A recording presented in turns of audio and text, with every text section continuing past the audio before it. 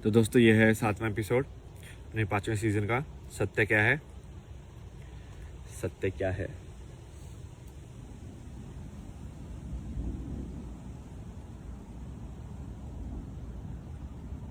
देखो सत्य क्या है, इसका जवाब तो एक्चुअली कोई नहीं दे सकता है, क्योंकि इसका जवाब शब्दों में हो ही नहीं सकता है। ये ऐसी चीज है ना जो शब्द में यदि आ गई होती ना आज तक, तो ये इसके फिर ये इसका मतलब इलोन मस्क के पास सबसे ज्यादा होती है, क्योंकि शब्द में जो चीज आ जाती है वो बिकाऊ हो जाती है। फिर एक कुछ न कुछ उसका कीमत लगी जाती है कभी ना कभी। शब्द के अंदर जो भी आपका रिश्ता आ जाता है, शब्द के अंदर जो भी आपकी पहचान आ जाती है, शब्द के अंदर जो भी आपकी क्वालिफिकेशंस आ जाती है, शब्द के अंदर जो आपकी सुंदरता आ जाती है, शब्द के अंदर जो आपका शांति आ जाती है, तो वो गई, फिर वो शांति नहीं है, बिकाऊ है। फिर तो बस कीमत है, कितनी कीमत लगाओगे तुम। और आज के टाइम पे I think most of the लोग ऐसे ही हैं। लाइक लड़कियां भी आई थिंक जब लड़का ढूंढती होंगी तो वो यही ढूंढती होंगी कि पैसे वाला होना चाहिए। तो उनको भी मतलब नहीं है, उनको भी सिर्फ पैसे से मतलब है। मतलब खरीदा जा सकता है उनको ना, समझ रहे हो कि अब एक इंसान इस लाइक वो पैसे जिसने कमा लिया है, तो अब उसको बहुत ऐसी सुंदर वैसे वाली लड़की मिल जाएगी, क्योंकि वो उसको खरीद लेगा, उसके पास पैसा है। तो इनडायरेक्टली वो अपनी सच से, अपने आप से थोड़ी ना वो शादी कर रही है। वो लड़की उसके पैसे से शादी कर रही है और वो उसको खरीद रहा है। बेसिकली वो उसको ऑब्जेक्ट मानेगा पूरे टाइम। अब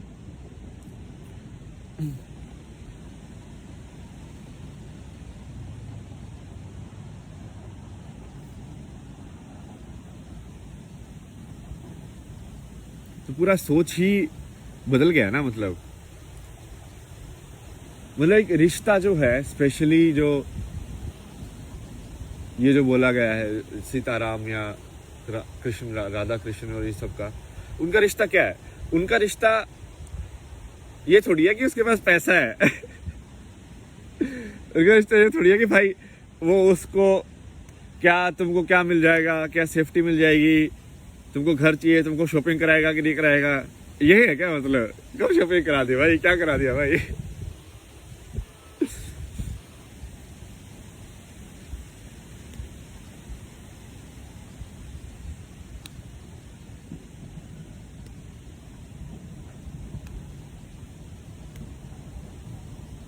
या फिर तुम्हारी इच्छाओं को पकड़ ले वो कि तुम, हाँ भाई कोई जैसे दूसरे का होता है ना कि कोई एनआरआई है तो उसको भाई अलग उससे वो मिलता है प्रेफरेंस, क्योंकि बहुत सारी लड़कियों को आना होता है यहाँ पे, या लड़कों को आना होता है, एक ही बात है।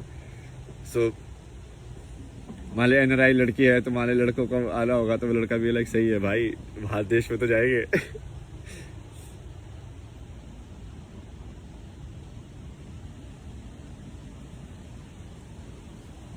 उसमें दिखाया था ना वो एनआरआई लड़का था अपना, कौन सी थी कंगना रनौत वाली मूवी। वो बोलता अदरक की तरह बढ़ रहा है इधर से भी। आदमी नहीं।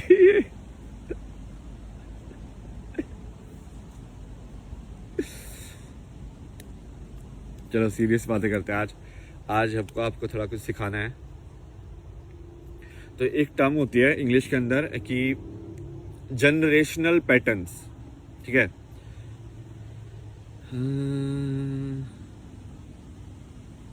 इसका ना मैं एक वीडियो भी थी मेरे को, वो सही, बिल्कुल सही दिखाती है इसको। वैसा ही बिहेवियर होता है इंसान का भी, एग्जैक्टली।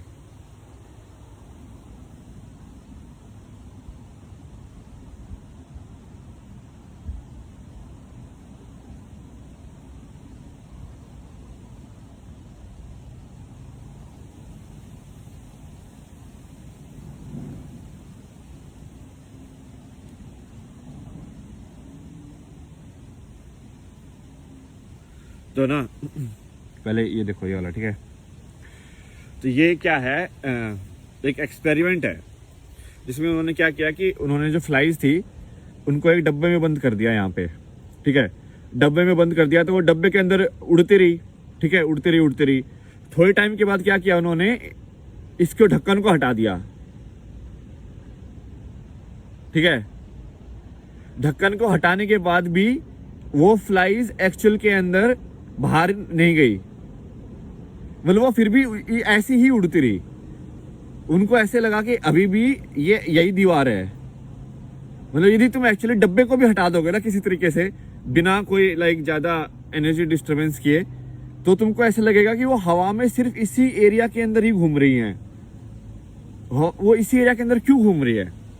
क्योंकि उनको अब ऐसा लगता है जैसे कि अब पहले क्या हुआ, एक जनरेशन हुई होगी फ्लाइज की, वो मम्मी फ्लाइज मान लो, तो मम्मी फ्लाइज ने बोला, सोचा होगा कि उनको पहले बंद किया होगा, उनको याद होगा कि हम बाहर भी दुनिया है, ठीक है, बट अब उनको बंद कर दिया। तो उन्होंने कोशिश की होगी थोड़ा टक्कर वक्कर मारने की, भाई हाँ ठीक है खोलो खोलो क्या है बाहर जाना है हमें, या दीवारों को भी टक्कर मारी होगी। बट फिर उनको लगा होगा कि नहीं इतना ही है, नहीं अब वो चली गई है, वो हो नहीं सकता, ठीक है, तो वो हो नहीं सकता, तो इन्होंने मान लिया, तो अब वो अंदर ही उड़ने लगे। अब उनके जो बच्चे पैदा हुए उन्होंने उनको भी यही सिखाया कि ये हो नहीं सकता, ठीक है। अब वो जो बच्चे थे उनको तो ये भी नहीं पता था कि बाहर हो भी सकता है, समझ रहे हो, तो उनको तो सीधा यही पता चला कि हाँ ये तो हो ही नहीं सकता। तो अब उनके बच्चों के लिए तो बाहर है ही नहीं, मतलब इसलिए कि उनका दिमाग में ही बैरियर बन गया कि ये है ही नहीं, मतलब। तो अब यदि तुम डब्बा हटा दोगे, ढक्कन भी हटा दोगे, तो भी वो ऐसे ही उड़ते रहेंगे, टक टक टक। इसको ही इंग्लिश में बोलते हैं कंडीशनिंग। कंडीशनिंग मतलब कि आपके दिमाग को कैसे ढाला जा सकता है, जैसे कुम्हार मिट्टी को ढालता है ना, वैसे ही कि आपके दिमाग को भी कैसे ढाला जा सकता है कि वही बच्चा यदि उसको कोई अमेरिकन गोद में ले ले तो वो इंग्लिश बोलना सीख जाता है, और वही बच्चा यदि कोई मान लो हरियाणा में गोद में ले ले तो वो हरियाणवी बोलना सीखता है। ऐसे कैसे होता है? वो ढालना है, आप ढाल रहे हो उसको, जैसे आप उसको ढालोगे तो वो ढालना सिर्फ भाषा का नहीं होता है कि वो भाषा सीख रहा है, वो आपके बाकी चीजें भी सीख रहा है, वो आपका एनर्जी भी एब्जॉर्व कर रहा है, आपकी ऊर्जा भी देख रहा है वो। यदि बच्चे के आसपास यदि, इसलिए तो बोलते हैं कि अच्छी ऊर्जा बना के रखनी चाहिए, क्योंकि वो ऊर्जा देखता है, उसको आंखें तो नहीं है, उसके कान में इतना सुनने का उसको मतलब तो समझ में नहीं आता है, उसको तो सिर्फ वाइब्रेशन सुनाई दे रही है। तो यदि शोर शराबा या इस सब के बच्चा पैदा होगा तो वो उसके अंदर भी शोर शराबा ही होगा, मतलब उसकी एनर्जी भी वैसे ही घूम रही होगी ना भाई, उसको तो ऐसे लगेगा यही रियलिटी है। तो इसको बोलते हैं, और इसको साइकोलॉजी के अंदर आजकल एक टर्म आती है, साइकोलॉजी और स्पिरिचुअलिटी के बीच में, जनरेशनल पैटर्न्स ऑफ ट्रॉमा। कि जनरेशन पैटर्न्स ऑफ ट्रॉमा क्या होते हैं कि तुमको गुस्सा आता है जो कि तुम्हारे पापा को गुस्सा आता था, तुम्हारे पापा को इसलिए गुस्सा आता है जो कि उनकी मम्मी को गुस्सा आता था, उनकी मम्मी को गुस्सा इसलिए आता है क्योंकि उनके पापा को गुस्सा आता था। तो बेसिकली ये ट्रांसफर हो रहा है हर जनरेशन में गुस्सा, या ऐसे ही प्यार भी ट्रांसफर होगा कि जैसे ये तो देखा भी जा सकता है ना, तुम देखो ये पूरा जो जिनको एशियन कंट्रीज बोलते हैं, वैसे ये तो एशियन, अपन भी एशियन ही है, इंडिया भी, पता नहीं इंडिया को क्यों नहीं काउंट करते भाई, या तो इंडिया नहीं चाहता होगा, क्या पता, जो भी है। तो जैसे ये जो कंट्रीज हैं, कोरियन, जापानीज, यहाँ के लोग अभी भी बहुत ज्यादा पीसफुल है यार। मतलब तुम उनका रहन सहन देखना, मतलब एक छोटे से कमरे के अंदर एक बेड को ऐसे नीट एंड क्लीन इतना अच्छे से लगाएंगे, सारा सवाल भी ऐसे होगा। तुम देख नहीं रहे हो क्या उनके अंदर एक वो बुद्ध का अभी भी वो है, एक चीज, एक वाइब्रेशन है उनके अंदर, वो चलने का उनका स्टाइल बिल्कुल आराम आराम से, क्योंकि जब किसी कल्चर पे वो चीज पेनिट्रेट कर जाती है ना तो वो रह जाती है। जैसे इंडिया के अंदर ये सब वाइब्रेशन जो है ना पुराने, उनकी हैं अभी भी, शिव की, कृष्ण की वाइब्रेशन देखो अभी भी है, बहुत ज्यादा है कृष्ण की वाइब्रेशन।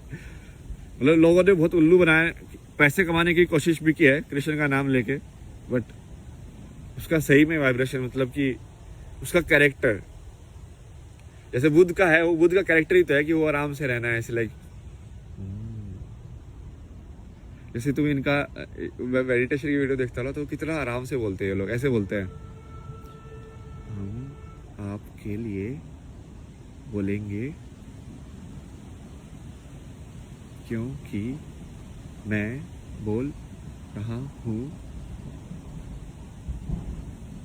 मतलब ये क्योंकि क्या करते हैं ना, माइंडफुल अवेयरनेस रखते हैं, तो ये शब्द के बीच बीच में भी गैप दे दे के कि हाँ मैं ही बोल रहा हूँ, लाइक बीच बीच में वो मेडिटेशन कर रहे हो, मतलब ये समझ रहे हो, बोलने के साथ साथ।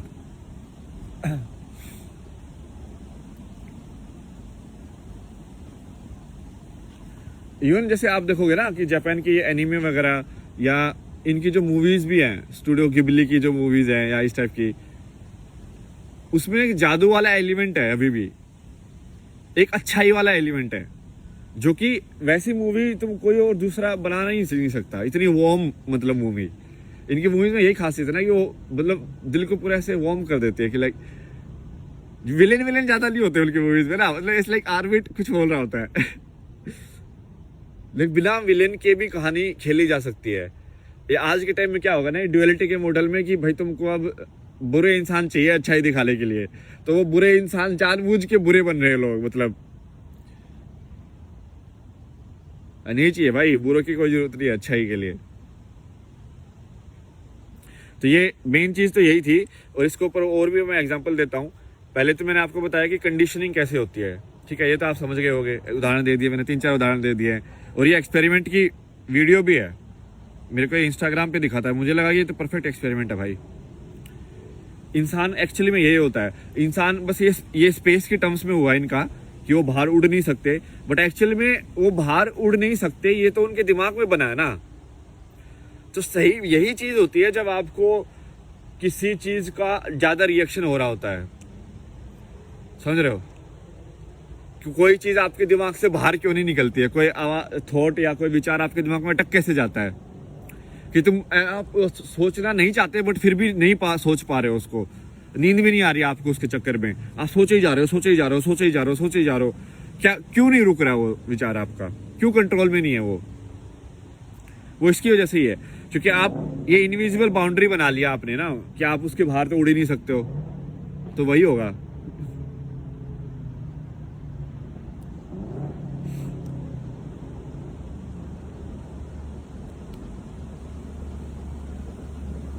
और ये थोड़ा एक्चुअल में ऐसा है नहीं है, मतलब थोड़ा और डीपर है कॉन्सेप्ट, बट कर्म का कॉन्सेप्ट थोड़ा सा ऐसा ही है।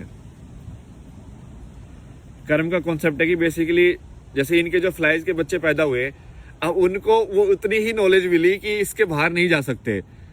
अब सोचो कोई फ्लाई जो बाहर जाने की कोशिश कभी करेगा, हो सकता कोई पागल हो जाए फ्लाई, ठीक है कि ऐसे ही बाहर चला जाए, लाइक नहीं कोई उसको रोकेंगे उसके दोस्त लोग, लाइक भाई वहां मत जा भाई, बला किया है वहां पे बाहर नहीं जा सकते, नहीं टक्कर मार के तेरा ही सिर फूटेगा। वो बोला कि नहीं मेरे को फर्क नहीं पड़ता, और वो कोशिश कर लेता है, ठीक है। इनमें से एक मक्खी कोशिश कर लेती है कि भाई मैं तुक्का मार के देख लेता हूँ, और क्या पता वो बाहर चला जाए, तो दूसरे वाले क्या सोचेंगे, वो भैंस की टांगे तो गायब हो गया मतलब तुम फ्लाइज के पर्सपेक्टिव से देखो, ऐसे ही ना जिंदगी को यदि दूसरे के पर्सपेक्टिव से देखना सीखोगे ना, तब आपके अंदर ह्यूमिलिटी भी आएगी और समझ भी आएगी। जैसे कल है ना, मैं एक वो बड़ा सा कुत्ता था ना जो एक वीडियो में भी आया था, लाइक जो पहाड़ी कुत्ता होता है ना, अपने पहाड़ों में भी होता है, बहुत बड़ा सा, लाइक घना इतना मोटा फर होता है उसका, वो काला।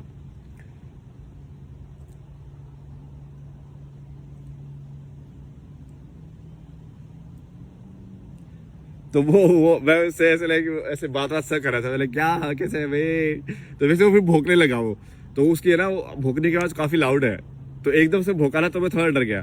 तो फिर वो जो उनकी थी वो बोल रही थी कि ये मतलब वैसे मुझे पता था कि वो कुछ करेगा नहीं, क्योंकि ऑब्वियसली वो दोस्ती है, वो तो वो पास ही बैठा रहता है। नहीं, ये रियलाइजेशन इस चीज का है कि हमने ना आवाज को उसका मतलब समझ लिया है। जैसे कोई लाउड वॉइस जरूरी नहीं है कि वो ईर्ष्या से भरी हो, या कोई आराम से बोल रहा है इसका मतलब जरूरी नहीं है कि वो आपके हित में बात कर रहा हो। भाई मैनिपुलेटर बहुत है दुनिया में, ठीक है, मैं आराम आराम से भी बोल सकता हूँ ऐसे आपके सामने अभी, हाँ बच्चा आपके लिए सब सुख होगा, भला होगा, ऐसे ही है दुनिया में, तो तुमको सुला दो बेसिकली आराम आराम से। नाटक भी हो सकते हैं। तो अब कुत्ते की आवाज ही भौंकना है, समझ रहे हो, ये जो मैं कर रहा हूँ मैं भी भौंक ही रहा हूँ। और वो उस बंदी ने ना बहुत सही बात बोली यार, मेरे तो दिमाग में अटक गई। वो बोले कि इस कुत्ते को हम जो बात कर रहे हैं वो भी ऐसी लग रहा हो कि हम भौंक रहे हैं। मैं बोला कि हाँ ये तो बिल्कुल सही है यार, जैसे हमको लग रहा है कि वो भौंक रहा है, वैसे उसको भी लग रहा होगा कि हम भौंक रहे हैं। लाइक अभी कोई दूसरे लैंग्वेज का इंसान जिसको